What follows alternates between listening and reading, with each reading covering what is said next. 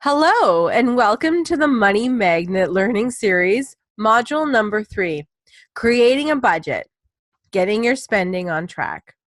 My name is Jennifer Wallace, an independent insurance and investment advisor with Jennifer Wallace Insurance and Financial Solutions. Just a reminder that all of the information is based on Canadian legislation, so if you're watching from a different country, please consult a qualified advisor in your area for help.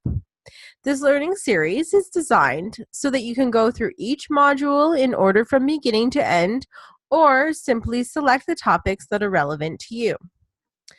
This is a great module with plenty of tools, so let's get started.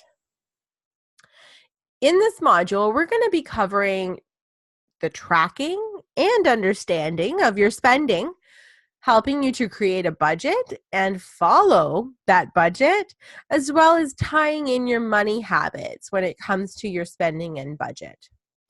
Let's get started. First, you're going to have a little bit of homework, and then you can come back to the knowledge that's in this module.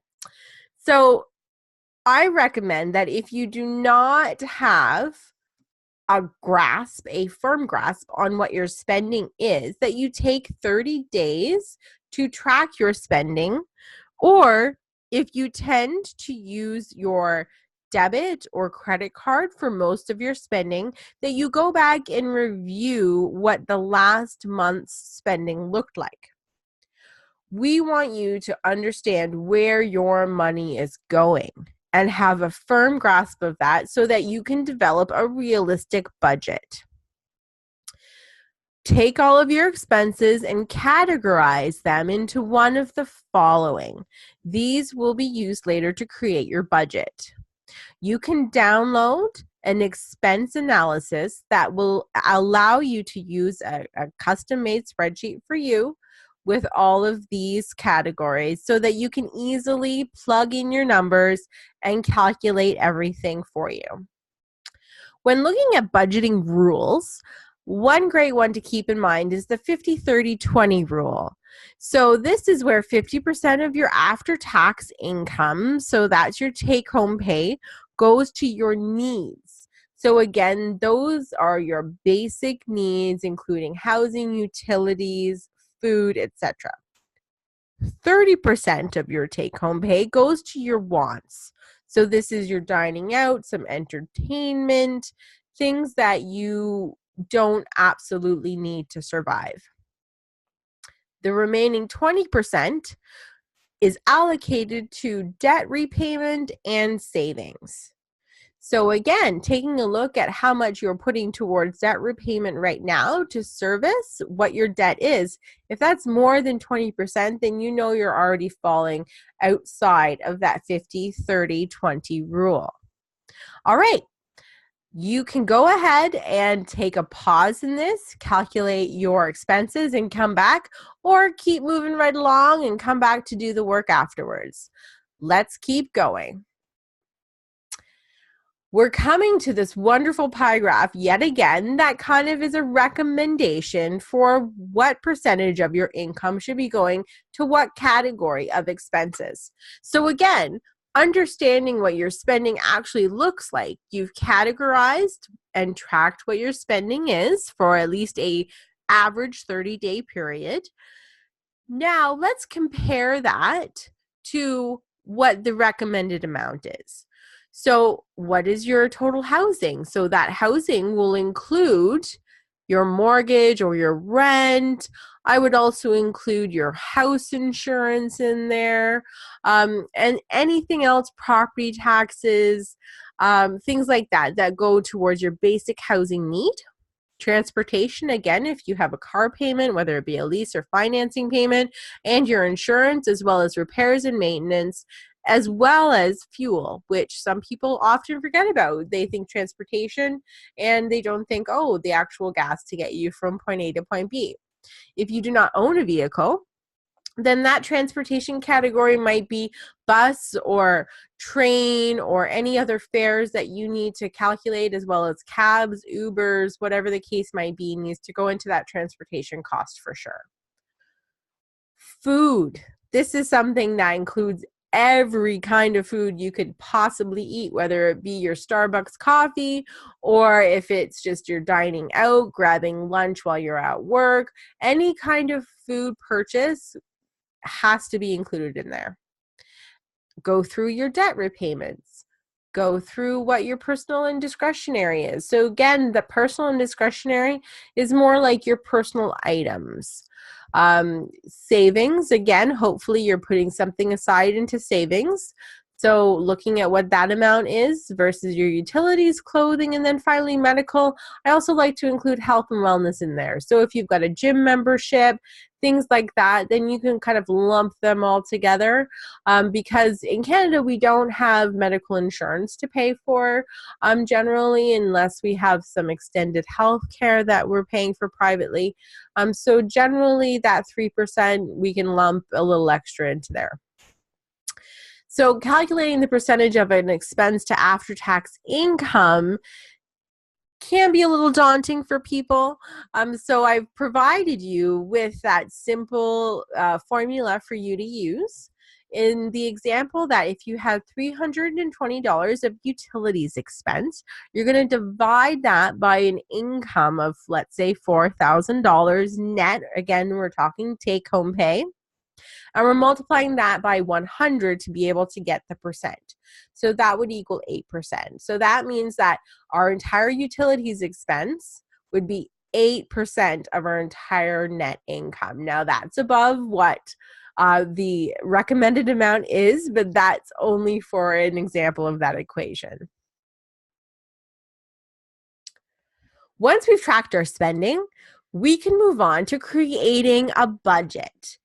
Please don't feel overwhelmed at the thought of creating a budget. I've provided you with a template, and I really encourage you to do it in drafts. Do a budget, work with it for a month, make changes and adjustments as necessary. What you build in terms of a budget on day 1 does not need to be the budget that you have on day 300. Be realistic. Let's take a look and just look at how we're going to build that budget the best way possible so that you're going to follow it.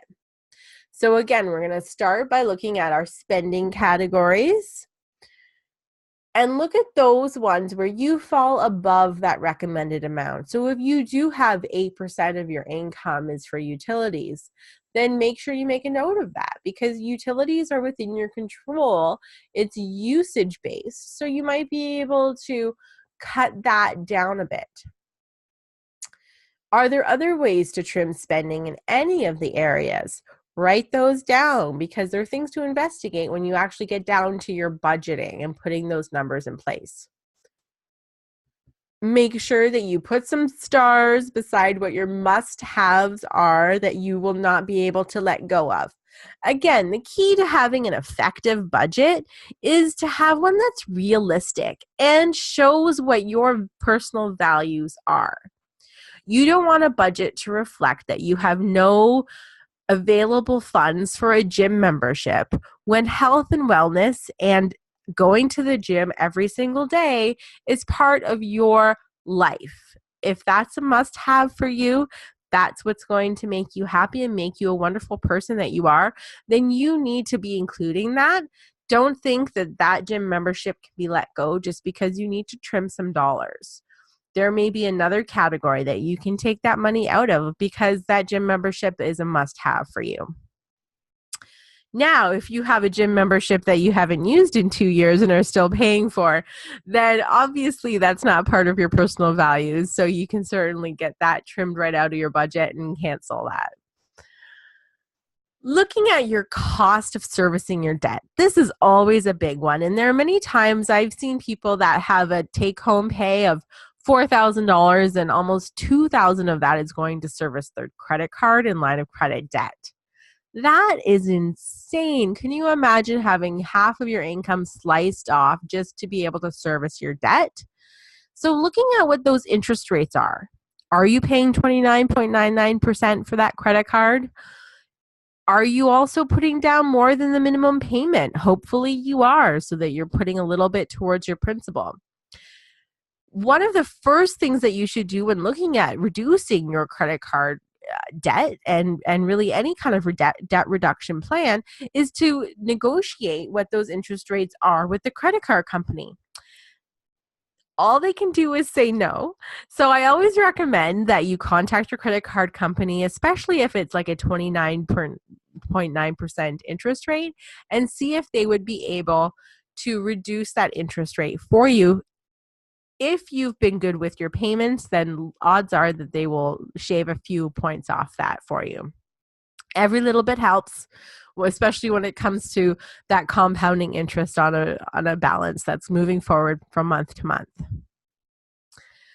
So now that you've looked at the kind of the challenges within your spending and isolated some items that you definitely cannot do without and some that you can make improvements on, we're going to take a look at that template provided and really build your budget.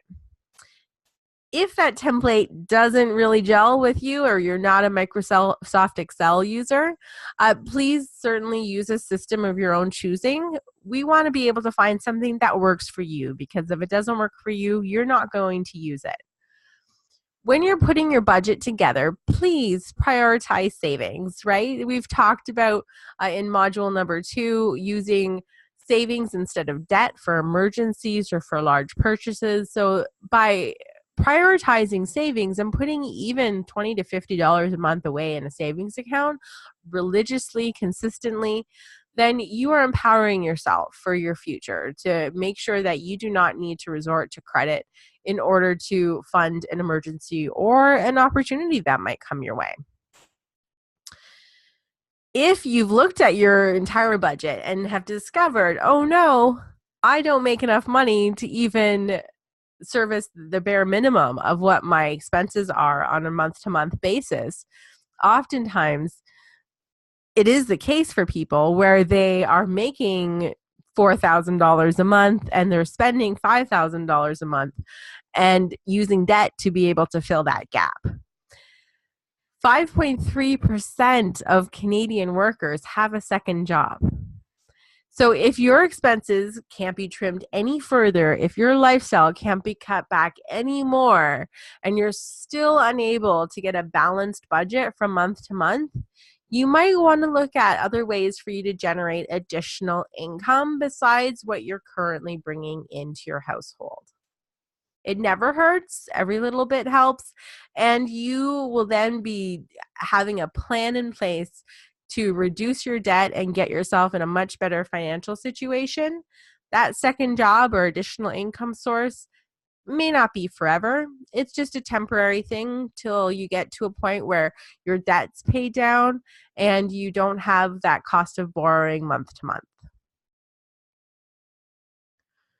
So now that you've created your amazing initial preliminary temporary up for review budget, we're going to talk about how do you follow that budget. So you've created one, you're kind of looking at it, you're scratching your head thinking, is this really the budget for me and my family? So be realistic. Again, I've said this before in this module. Base it on what your actual spending habits are, but again, the good things, not I'm going to go and blow $100 at a store because I've had a bad day. Look at what your realistic spending should be and those good habits and build those into your budget because they're already part of who you are. Account for every dollar. There's so much technology available to us in the form of apps or other tools to track our spending on a regular basis. There's really no excuse for any ostriches out there to not know what their money is like, what they're spending their money on, where it's going, how much money they're bringing in, and really being able to get a tackle on what their financial picture looks like. So make sure that you account for every dollar and keep yourself accountable to your budget by putting in your monthly actuals and comparing, seeing if there's any adjustments that need to be made based on what your real spending is versus your budget. Focus on what really matters, right? So everyone's different. So if you're setting personalized financial goals, make sure that you prioritize what those goals are. So if your goal is to be able to be debt-free so you can go away on a vacation and have that money in savings so that you don't need to use debt to go on a vacation, have that as a prioritized objective and make sure that that goal is crystal clear in your own mind as well as in your family's mind. And make sure that everyone who's involved in your household spending is on board with that. Prioritizing isn't just for your financial goals, but also for your debt. So again, not everybody has debt. You might be sitting here listening to this saying, well, what if I don't have debt? That's great. Good for you. If there are other financial priorities for you to look at, then certainly focus on those. But if you do have debt, then make it a priority to pay off before you're actually spending money on things you don't need. Use a budget bucket system. So this is something that can be personalized to what works for you. I'm going to offer a few suggestions, but please make something that is going to work for you, for your household, for what your spending habits and the way that you go and shop is all about, right? So some people, things don't work for them, other things do. So the few examples that I have to offer, at least, are using a cash-only diet. That way that cash is tactile. You can see easily when it's gone. You've spent your budget for that item, whether it be groceries or fuel or dining out. The money's gone, and you have no more to spend. That keeps you hard and on budget unless you decide to steal from another envelope. So also just using spending envelopes or jars to separate the money available for spending categories like groceries or entertainment. So this is a way for you to know, okay, not just, it's a step beyond that cash only diet where you're actually saying this is the money that we're going to spend for cable or for streaming subscriptions or whatever the case might be, and have everything separate. And getting your kids involved so that they know, okay, you know what, if we want pizza tonight, let's go look in the groceries jar to see if there's money for pizza. And if not, then we need to make something ourselves. We need to eat something at home. And then they can further understand the financials of the family, as well as just what their own spending and money habits could become as they get older. Or if you're like me and you're not quite into the whole cash only thing, you're more inclined to a plastic option, whether it be debit or credit. I recommend only using debit because there is no interest incurred. But one way is to be able to use a separate, and I recommend no fee bank account that you transfer that discretionary spending amount into. So let's say beyond your housing, your utilities, your car payment, so the amount that you have allocated for your groceries, your entertainment, dining out, personal items, fuel, anything that is really just kind of everyday little spending, gifts or clothing, anything like that. You can have that amount that's kind of left over and allocated in your budget for those items transferred through just online banking into that separate account, so that when that account hits zero that month, you know that you can't spend anymore. Now, if you have more left over at the end of the month, then that's great. You can then choose to leave it in there because maybe next month you have a party you have to go to and you know you need to purchase a gift for that or something like that that might be a little above and beyond your usual expenses. You can certainly roll that money over, or you can transfer that money back into your other account that has everything that's going to pay for your needs on a regular basis. Or your third option, of course, would be to transfer that into savings on top of everything else that you're already putting into savings, hopefully, as part of your budget. So remember when you're looking at your budget that you should be forgiving of yourself. So life happens, things come up, sometimes it's an unexpected expense or even something that you've budgeted for that for one reason or another ends up costing more than what you thought. don't beat yourself up. If you need to use credit to kind of get back whatever you had to have that gap filled with, whatever, just get back on the horse. Don't give up. Forgive yourself and just get back at using your budget effectively and consistently, and you'll get to where you need to be. It just might take an extra month. Who knows? Sit down with your family and review your entire budget on a regular basis. So I recommend monthly. And having a family finance meeting is a great way to take a look at your budget, see if it's on track, see if any adjustments need to be made, where the actuals stand versus your budgeted amount. And it'll also, because it's top of mind, it'll help you stick to your budget because you're being held accountable, not just by you, but by your entire family. Your entire family is holding everyone else in your entire family accountable.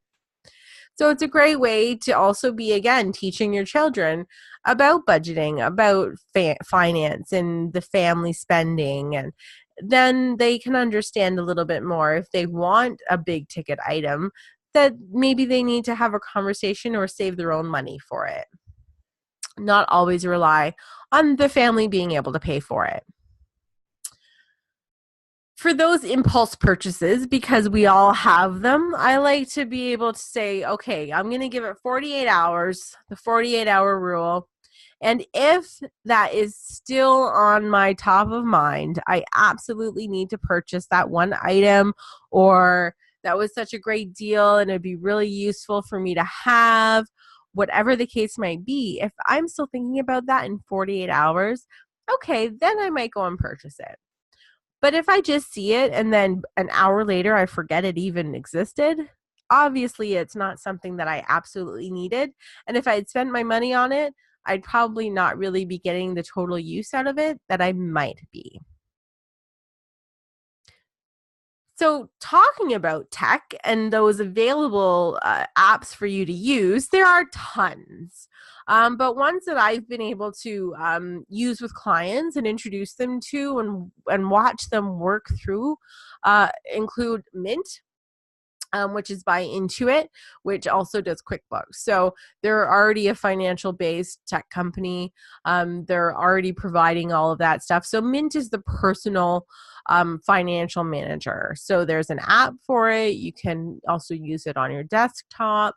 It's a great way for you to be able to manage what your spending is, keep it on track to your budget, etc. Also Good Budget, Pocket Guard, and Acorns are all also different apps that have different focuses. So for example, Acorns is an app that invests the change. So they want you to round up purchases to the nearest dollar, and they are going to be putting that difference into a savings account for you. It's a great way to have some forced savings and pennies at a time that you may not even realize are missing. So it's great to be able to take a look, find what works for you. There are lots of systems and apps out there. There's tons of different tools. It's really just taking some time to look and see what works best for you personally, because everyone is different. And if you don't actually like the way it works and it doesn't work for your lifestyle, you're not going to use it. So don't waste your time with things that may not be the best option for you. A pro tip for you there again is that even if you choose to use an app to follow your budget, use the practice of building and reviewing a budget with pen and paper or with an Excel spreadsheet on a regular basis so that you stay in tune with your money. So you want to not just be relying on some app to be managing your family financials for you. You need to still understand where your money's going, understand how far within or far from your budget you are, and really keep that grasp firm on your entire financial picture for yourself. You'll just be better off that way for sure. So now we're going to go back to module 1 and reviewing your money personality. So you've taken a look to see, okay, this is the money personality when it comes to your spending that you have. We want to be taking your budget practice now and tying in some of your money habits So again, you've recognized your own spending habits, your weaknesses, your motivation for a better financial health. So all of that's going to help you to stick to your budget when you can identify that. That self-awareness is so key. So take it one step further and ask yourself these questions. Do I like having debt and paying interest for what I've purchased using credit? Some people don't really care. They're okay having mounds of debt. Other people can't sleep at night if they owe $5. So really knowing how you feel about debt, how comfortable you are, and how comfortable you are with the idea of paying more for something just because you've decided to use credit or to have instant gratification to have that purchase made today. Ask yourself, why do I spend on things that I don't need? What do I get from that practice? How can I get the same benefit without spending money? So if you are a victim of retail therapy, then this is a great question for you to examine, right? So if you're spending money on things just because you've had a bad day or you feel bored and you want to go and shop, or maybe you're sitting online and shopping online so you don't really notice the same kind of money being spent in the same way, ask yourself what you get from that. Is it personal gratification? Is it the idea that you're getting a good deal? Maybe you're a deal finder and that's what you really love to get. Or is it that you just want to buy for other people and giving makes you feel good? Look at how you get that emotional gratification from the practice of spending things that money on things that you don't need again, right? So we're looking at just those frivolous expenses that you really don't need. Ask yourself, how can you get that same benefit? For example, if you love giving gifts and you tend to spend so much money buying just small trinkets or maybe perhaps larger gifts for a lot of friends or family members or for your kids that they probably don't really need or maybe won't be using, but you're just buying because you feel good being able to buy that and being able to give that. Ask yourself, well, if I just want to be able to give something to my friend or family member, that's the gratification I get. Can I get that gratification by perhaps just spending time with them, not spending any money? Just being able to have that interaction. Perhaps you have used that gift as an excuse to spend time with them because you want to be able to deliver that. So perhaps just taking that other viewpoint and saying, well, how can I get that same wonderful feeling just by spending that time with them? And then also taking a look at, okay, do you understand the difference between a want and a need when you're shopping? If you're at a store or a shopping mall and you see that one bag, let's say, that purse, is it something that you absolutely want when you have a perfectly good one sitting there? It's not something you need. So you need to identify and just have that conversation with yourself. Is this something I want or is this something that I need? If it's something that I want, do I actually have the money to spend that? Is that within my budget? And then you can know, okay, do I make the smart decision? Or do I perhaps spend money I shouldn't be? Whatever that conversation needs to look like. You can start just by understanding the difference between the want and the need when you're shopping. And then finally, ask yourself about your partner or your family's spending habits. And how do their spending habits impact your own? Do they have negative spending habits? Are there ways that you have different spending habits and perhaps it complement each other? I'm really kind of examining the entire picture. If you have a partner or family that you're also considering when you're doing all of your financial exercises here. Here's a great fact for you. 41% of Canadians ranked money as their greatest stress, more than their personal health, work, and relationships. So also money is one of the leading causes of divorce. So if you're looking at having a consistent argument over money in your marriage, then someday it could lead to a dissolution of that marriage. So you want to be able to prevent that. Getting your spending habits and your finances into the best possible shape that they can be is a great way to just relieve any and all stress in your life. At least the majority of it. Maybe not all of it, but the majority of it for sure. So looking at your family, and I use the term family in you alone perhaps, or you and your partner, or you, your partner and children, or whatever that family dynamic is, set family finance goals. Get everybody involved, help them understand. It helps everybody stay on top of what that budget is. Again, it keeps you accountable, everybody accountable to each other. And set some fun financial goals for the entire family, or plan a reward even when the financial goal is reached. So this is a great way to say, you know what, we're all going to work really hard, but there's going to be something at the end of it for us that is going to be worth it.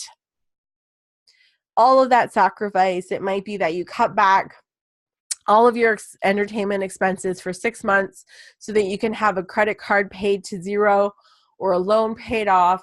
And when that goal is reached, you say, okay, so for the next 6 months, that same amount of money that we've been putting on that credit card or that loan to pay that off is going to be put away, so that in that 6 months, we're going to have some money saved to do something extra special that we can pay for with cash. So we're not having to actually incur additional debt when we've just worked so hard for 6 months to pay off our credit card debt.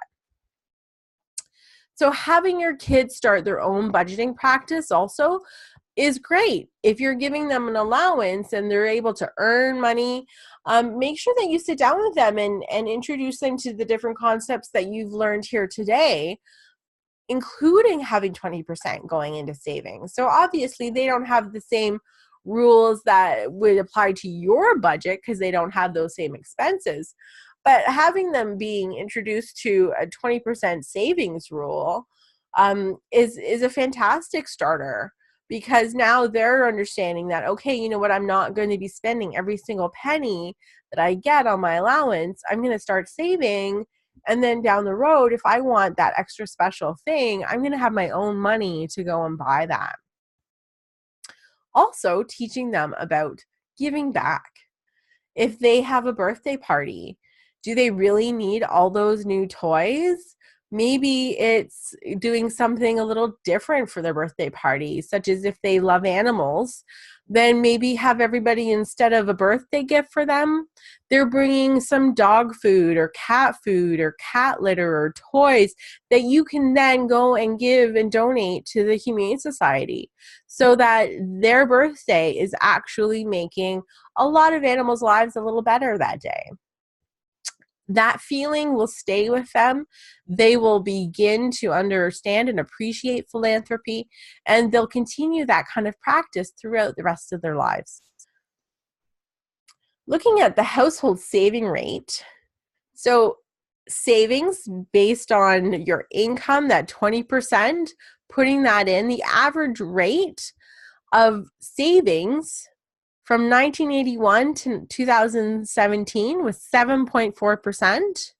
So that's 7.4% household savings. They're putting 7.4% away. Now, in the third quarter of 2017, Canadian households are only putting away 2.6%. So that rule is 20% savings.